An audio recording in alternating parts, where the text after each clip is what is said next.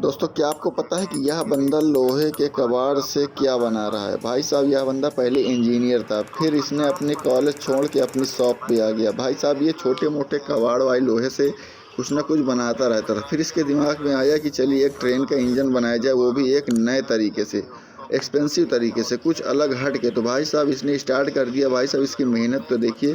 भाई साहब इसने इंजन बनाकर तैयार कर दिया। ये है एक ट्रेन का इंजन, और भाई एक्सपेंसिव तरीके से।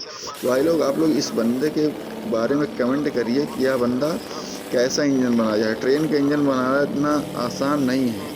कमेंट करिए भाई लोग इस बंदे के बारे में एक बार।